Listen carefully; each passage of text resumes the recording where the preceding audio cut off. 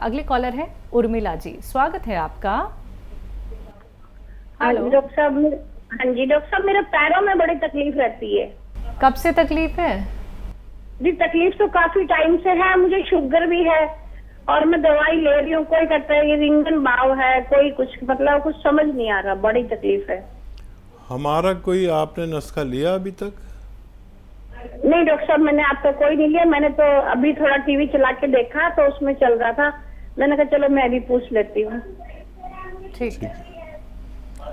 अच्छा देखिए, पैरों में दर्द हो, किसी के घुटनों में दर्द हो या कमर में दर्द हो, कोहनी में दर्द हो, मोढ़े में दर्द हो, दुनिया की सबसे बेहतरीन दवा है गौनसिया।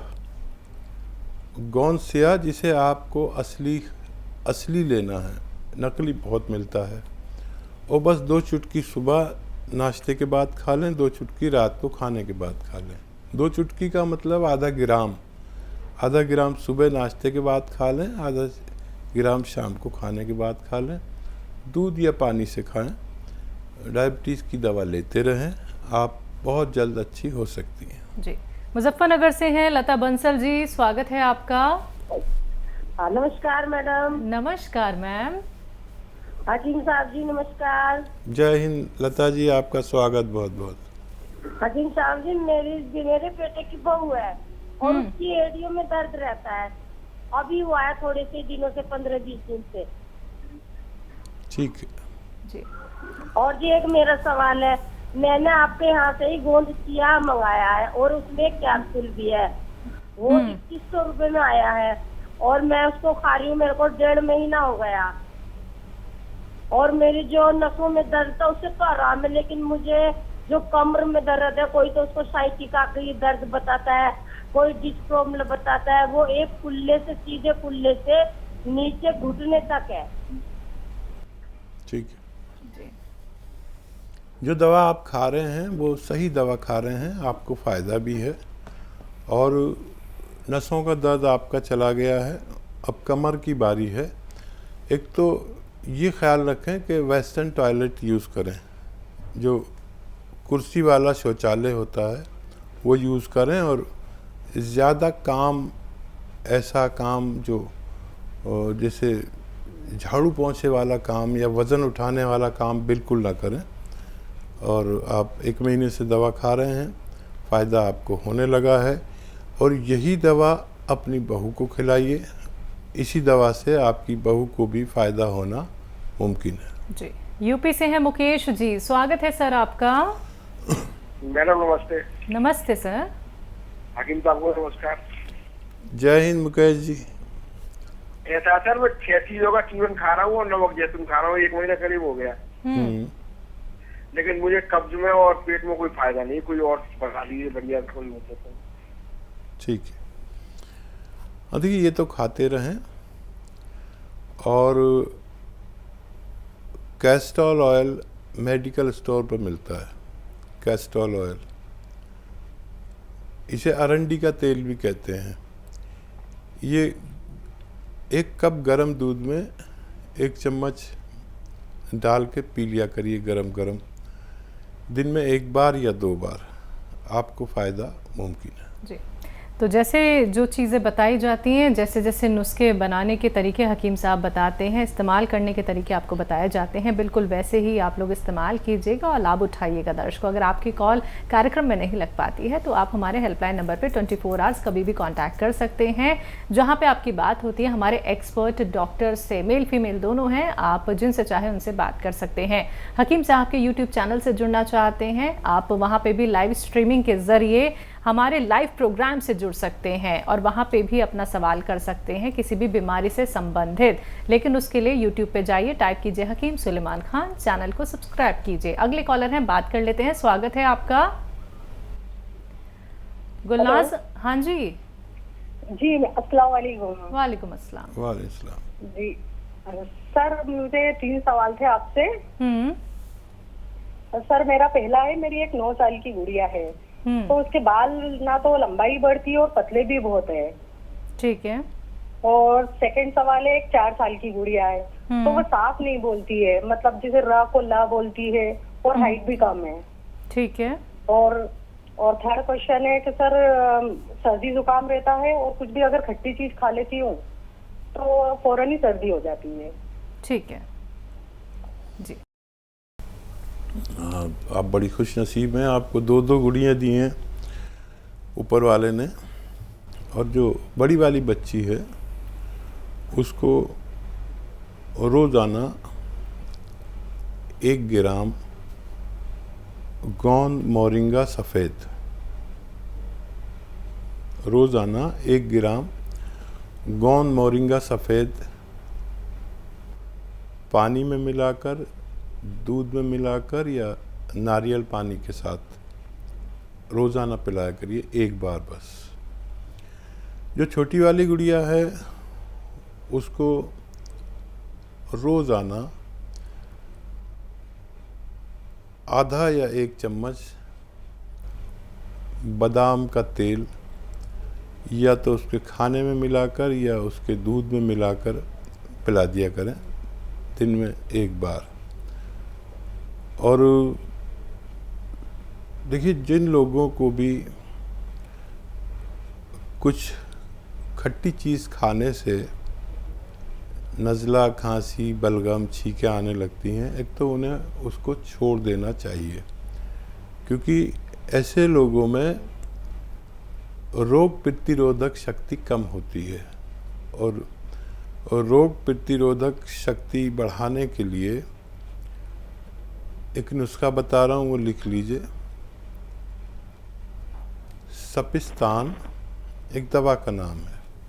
सपिस्तान एक दवा, उन्नाब एक दवा, और अलसी, आप जानते हैं अलसी क्या होती है। ये तीनों चीज़ें 100 ग्राम लीजिए और इसमें 30 ग्राम पीपलें यानी पीपला मूल, जो हिंदी में कहते हैं पीपला मूल, और हमारे गरम मसालों में किचन में मौजूद रहती है। 1 सवा इंच की एक बड़ी खूबसूरत सी फाइल, लंबी सी, 1 सवा इंच की, इसे पीपला मूल कहते हैं। 30 ग्राम पीपला मूल और सपिस्तान, उन्नाब, अलसी 100 ग्राम, इनका पाउडर बनाइए और 1 चम्मच रोज़ाना सुबह निहार मुँह गर्म पानी से खाइए तो आपको फ़ायदा मुमकिन है। जी, बात कर लेते हैं सुनील कुमार जी से, देहरादून से बात कर रहे हैं। स्वागत है सर आपका। मैडम जी नमस्कार। नमस्कार सर। हकीम जी नमस्कार। जय हिंद जनाब, आपका बहुत स्वागत। मैडम जी नमस्कार। हकीम जी नमस्कार। नमस्कार सर।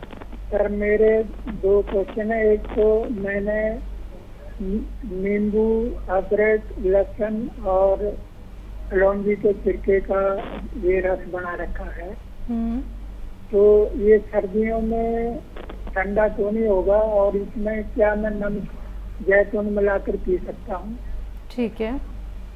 दूसरा, मेरी पोती है 19 साल की, उसका लीवर स्वेलिंग आया है और पित्त की थैली में स्वेलिंग आया है। पित्त की थैली में स्वेलिंग? पित्त की थैली और लीवर में स्वेलिंग, उसका थोड़ा डेंगू हो गया था उसको, तो उसका टेस्ट कराया तो उसमें अभी पित्त की थैली और स्वेलिंग और उसमें लीवर में स्वेलिंग। उम्र कितनी है बच्चे की? उम्र 19 साल की है। 19 साल। तो ठीक है। इसके लिए मतलब दवाई और ये जो मैं नुस्खा बताया है, ये क्या सर्दियों में ठंडा तो नहीं रहेगा, या मैं अपने ये बना रखा है नमक जैसे मिला सकता हूं? जी सर, जी जी ठीक है। टाइम बहुत कम है, गौर से सुन लीजिए।